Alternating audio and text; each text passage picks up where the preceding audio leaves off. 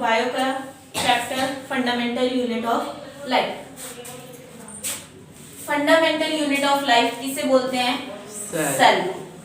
Cell क्या है? Smallest unit of body या लाइफ। स्मॉलेस्ट यूनिट क्यों है? क्योंकि ये इतने स्मॉल पार्टिकल्स हैं जिनको हम नेक्ड आई से नहीं देख सकते, but with the help of microscope ये ऑब्जर्व किए जा सकते हैं।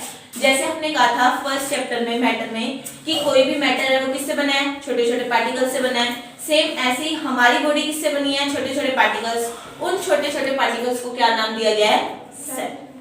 सेल की डिस्कवरी किसने की थी? Robert Hooke. Robert Hooke in 1965। Robert Hooke ने क्या एक्सपेरिमेंट किया था? उसने ट्री की बार्क ऑफ ट्री क्या किया था?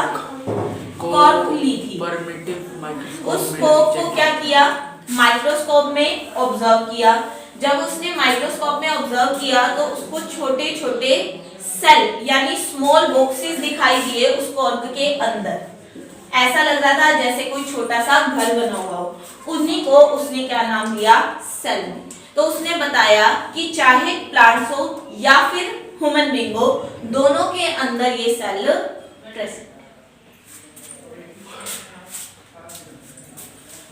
सेल की अपना शेप है, साइज है, स्ट्रक्चर है, सब कुछ डिफरेंट हो सकता है। Longest cell in the human body is known as nerve cell और स्मॉलेस्ट ईयरबोन।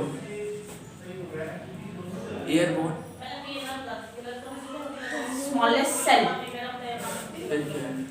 PPL। तो ईयरबोन न्यूरोलॉजिस्ट ऑर्गेनिज्म। ठीक है जी। जो ये है ये सबसे छोटा सेल यानी सबसे छोटा ऑर्गेनिज्म कह सकते हैं पाया जाता है अर्थ पर, और अर्थ पर सबसे बड़ा सेल का नाम क्या है? Ostrich egg. ह्यूमन में लॉन्गेस्ट सेल का नाम क्या है? नर्व्स। ठीक है जी। हमारी मदर के वोम्ब में हम एक एग ही तो थे, ठीक है? तो वो एग क्या है? क्या बन गया? सेल में कन्वर्ट हो गया। सेल एक ऑर्गेनिज्म में कन्वर्ट हो गया। ठीक है जी। सेल है दो टाइप के हो सकते हैं, प्लांट सेल और एनिमल सेल। दोनों के पास तीन चीजें नेसेसरी होंगी। कौन सी? Number 1 nucleus, cell membrane, cytoplasm और न्यूक्लियस एंड न्यूक्लियस।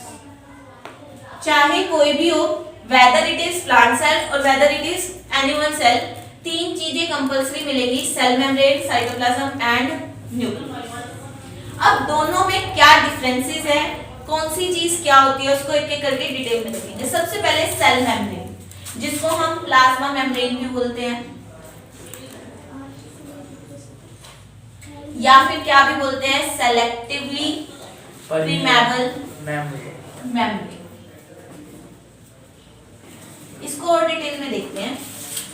जब सेल है, सेल की आउटर मोस्ट कवरिंग को क्या बोला जाता है? सेल मेम्ब्रेन, प्लाज्मा मेम्ब्रेन बोला जाता है। अब इसको सेलेक्टिवली परमेबल मेम्ब्रेन क्यों बोला जाता है? क्योंकि सेल मेम्ब्रेन क्या करती है? इन एंड आउट करवाती है। इन एंड आउट करवाती है किस चीज का? Of food material, water, gases etcetera from higher concentration to lower concentration. यानी कि जब food, water, gases etcetera higher concentration से लोअर कंसंट्रेशन में ट्रांसफर होते हैं, सेल में जाते हैं और बाहर आते हैं। जाएगा क्या? फूड मटेरियल जाएगा और वेस्ट मटेरियल बाहर आ जाएगा। ऑक्सीजन अंदर जाएगी, कार्बन डाइऑक्साइड बाहर आ जाएगी। तो वो कौन करवाता है? सेल मेम्ब्रेन यानी प्लाज्मा मेम्ब्रेन एंट्री या एग्जिट देता है। और इसीलिए इसको क्या भी बोला जाता है? सेलेक्टिवली परमेबल मेम्ब्रेन, कि ये सेलेक्ट करेगी कि कौन अंदर जाएगा और कौन बाहर। क्लियर है? मैंने वर्ड यूज किया फ्रॉम हायर कंसंट्रेशन टू दो वर्ड आते हैं, डिफ्यूजन एंड ऑस्मोसिस। डिफ्यूजन यानी इन एंड आउट, गैसेस का एक्सचेंज होना, फूड भी आता है ना इसमें। यानी सेल मेम्ब्रेन में जब इन एंड आउट जाती है कौन, gases from higher concentration to lower concentration, it is known as diffusion process. और जब फूड और गैसेस दोनों हुए, और ऑस्मोसिस में सिर्फ और सिर्फ वाटर मॉलिक्यूल्स, जब water molecules from higher concentration to lower concentration transfer होते हैं, यानी सेल के अंदर या बाहर जाएंगे, तो वो क्या हो जाएगा, ऑस्मोसिस प्रोसेस। अब कौन सी चीज अंदर जाएगी और कौन सी चीज बाहर आएगी उसको देखते हैं।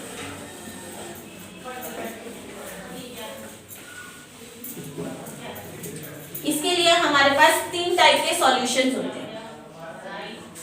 Number 1 hypotonic solution, number 2 hypertonic solution, number 3 isotonic solution. Hypotonic यानी हमें किस किस का मीडियम देखना होगा, एक तो सेल के अंदर का मीडियम, एक देखना होगा सेल की सराउंडिंग का मीडियम, सेल की सराउंडिंग का मीडियम और एक सेल का मीडियम। अगर सेल का मीडियम जो है वो क्या हुआ, लोअर कंसंट्रेशन हुआ और सराउंडिंग में हायर कंसंट्रेशन हुआ, क्या हुआ, अगर सेल के बाहर हायर कंसंट्रेशन है और सेल के अंदर लोअर कंसंट्रेशन है, तो क्या होगा, हमने क्या कहा, डिफ्यूजन प्रोसेस या ऑस्मोसिस प्रोसेस कैसे होती है, हायर कंसंट्रेशन से लोअर कंसंट्रेशन। तो हाइपोटोनिक में क्या होगा, हायर कंसंट्रेशन यानी सेल की सराउंडिंग में बाहर जो भी चीज प्रेजेंट होगी वो हायर कंसंट्रेशन से लोअर कंसंट्रेशन यानी सेल के अंदर चली जाएगी। फॉर एग्जांपल जैसे कि राजमा या छोले घर पे खाए, उसको आपकी मदर क्या करती है, पानी में पहले डुबो कर रखती है और उनके साइज क्या हो जाते हैं, बड़े बड़े हो जाते हैं, वो फूल जाते हैं। क्यों फूल जाते हैं, क्योंकि जो राजमा के बाहर यानी राजमा एक टाइप का सेल हो गया, उस सेल के बाहर उसकी सराउंडिंग कैसी थी, हायर कंसंट्रेशन की, और सेल के अंदर कंसंट्रेशन कैसा था, लोअर कंसंट्रेशन। जब हायर कंसंट्रेशन से लोअर कंसंट्रेशन क्या होगा, वाटर मॉलिक्यूल्स ऑस्मोसिस प्रोसेस कर लेंगे यानी पानी उनके अंदर चला जाएगा। पानी जैसे ही अंदर चला जाएगा तो वो क्या हो जाएंगे, स्वेल हो जाएंगे यानी फूल जाएंगे, स्वेल्स अप, जिसकी वजह से राजमा क्या हो जाएंगे, मोटे मोटे हो जाएंगे और पानी क्या हो जाएगा, कम लगने लग जाएगा। अब हमें क्या पता वो हायर कंसंट्रेशन था, गर्म पानी में भिगो कर रखा जाता है या तो गर्म में रखा जाता है और अगर ठंडे में रखा जाता है तो 5-6 घंटे आराम से रखा जाता है। तो यानी उसके बाहर की सराउंडिंग कैसी थी, हायर कंसंट्रेशन था और अंदर की सराउंडिंग कैसी थी, लोअर कंसंट्रेशन। ठीक है जी। और हाइपोटोनिक सॉल्यूशन का इफेक्ट क्या दिखाई देगा, जब ऑस्मोसिस प्रोसेस या डिफ्यूजन प्रोसेस होगी तो जो सॉल्यूशन है वो कैसा हो जाएगा, स्वेल अप हो जाएगा। ठीक है, सॉरी सेल जो है, सॉल्यूशन ही सेल जो है वो क्या हो जाएगा, स्वेल्स अप हो जाएगा यानी इट विल गेन वाटर यानी उसके अंदर पानी चला जाएगा। हाइपरटोनिक बिल्कुल इसका उल्टा है यानी सेल की सराउंडिंग में कैसा मीडियम है, लोअर मीडियम है, लेकिन सेल के मीडियम में सेल के अंदर कैसा कंसंट्रेशन है, हाई कंसंट्रेशन। तो प्रोसेस तो वही रहेगा, हायर कंसंट्रेशन से लोअर कंसंट्रेशन में ट्रांसफर होगा। फॉर एग्जांपल जैसे कि अगर आप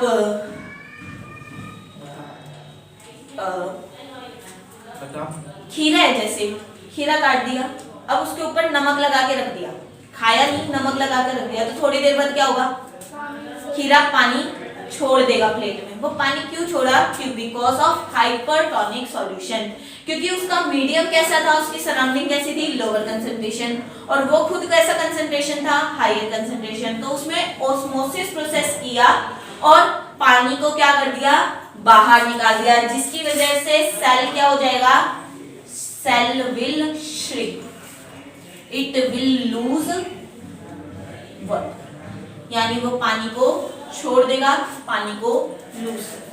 क्लियर है। आइसोटोनिक दोनों सेम है यानी अगर सराउंडिंग हाई है तो सेल भी हाई है, अगर वो लोअर है तो दूसरी भी चीज लोअर है, लोअर है तो सेम लोअर है और अगर हाई है तो सेम हाई है। तो इसका effect cell will not change, यानी सेल के अंदर कोई प्रोसेस नहीं होगी। साइटोप्लाज्म का मतलब क्या होता है? एक लिक्विड जो हर सेल के पास प्रेजेंट होता है। ये सेल को क्या करवाता है? फ्लूइडिटी प्रोवाइड करवाता है, फ्लूइडिटी प्रोवाइड करवाता है, यानी कि सेल ने डिफ्यूजन प्रोसेस से या ऑस्मोसिस प्रोसेस से पानी या खाना गैसेस अंदर तो ले ली, लेकिन वो हर एक पार्ट ऑफ द सेल तक पहुंच जाए, वो कैसे पहुंचेगी? With the help of cytoplasm. ये एक मीडियम प्रोवाइड करता है, फ्लूइडिटी प्रोवाइड, ठीक है, जिसमें जाकर सारे सब्सटेंसेस क्या हो जाते हैं? मिक्सअप हो जाते हैं। फिर है उसके बाद न्यूक्लियस।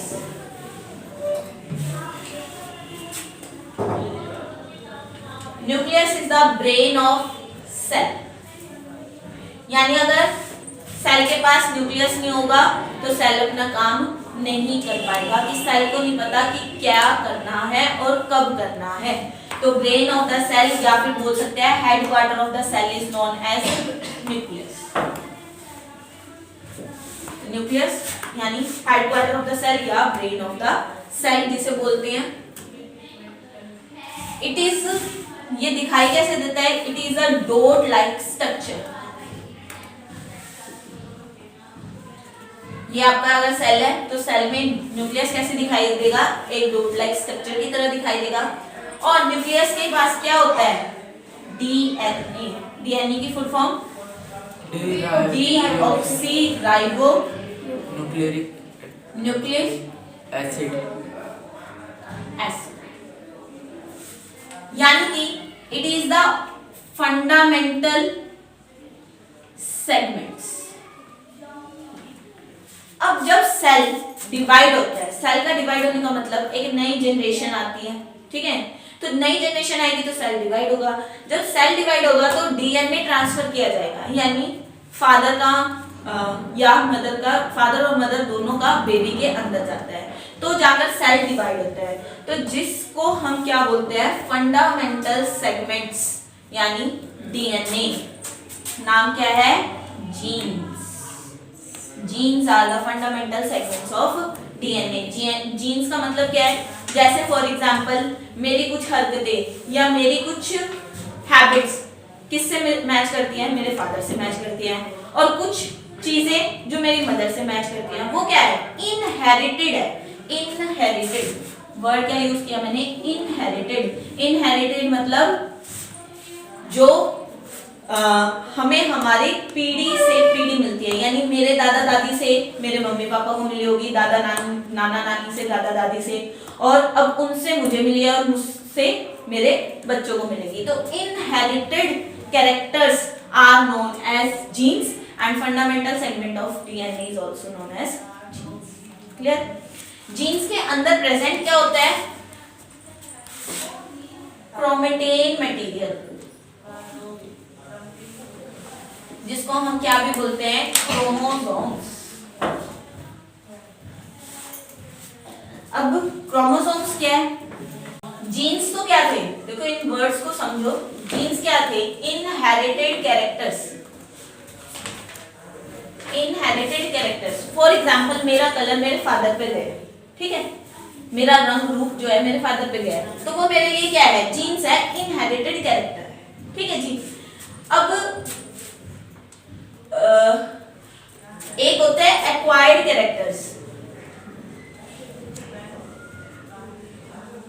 एक्वायर्ड कैरेक्टर्स मतलब जो हम हमारी लाइफ टाइम में गेन करते हैं। फॉर एग्जांपल मेरे फादर मदर पढ़े लिखे नहीं है, ठीक है, बट उन्होंने मुझे पढ़ाया लिखाया, तो ये मैंने मेरे फादर मदर से नहीं सीखा कि मैं बहुत इंटेलिजेंट बन गई, आज के दिन मुझे पढ़ाई लिखाई आती है, पढ़ना लिखना सीखना आता है। वो क्या है? मेरे खुद के एक्वायर्ड ट्रेट्स हैं, जो मैंने खुद ने अपनी लाइफ टाइम में गेन किया है, उनको बोलते हैं एक्वायर्ड। और इनहेरिटेड जो एक जनरेशन से दूसरी जनरेशन में ट्रांसफर होते हैं। जैसे आइज का कलर हो सकता है कि किसी के फादर की आइज का कलर ब्राउन हो, तो उसके बच्चे का भी आइज का कलर ब्राउन हो जाए, तो वो क्या है? इनहेरिटेड कैरेक्टर्स, यानी जो जनरेशन टू जनरेशन ट्रांसफर। अगर दोनों से ही मैच ना हो तो वो इनहेरिटेड कैरेक्टर्स तो होते हैं, यानी जीन्स तो ट्रांसफर हुआ है बट लेकिन क्या आ गई, डिसिमिलैरिटी आ गई। ठीक है जी, इनहेरिटेड कैरेक्टर सिमिलर भी हो सकते हैं और डिसिमिलर भी हो सकते हैं। सिमिलर तो अगर सेम हो गई तो, और डिसिमिलर तब जब मान लेते हैं दोनों की फादर मदर की आंखें तो ब्लैक थी लेकिन बच्चे की आंखें ब्लू है, तो ये क्या है, डिसिमिलर कैरेक्टर्स। ठीक है जी, तो जीन्स ये हो गए। अब है chromosomes. Chromosomes are the fundamental segments of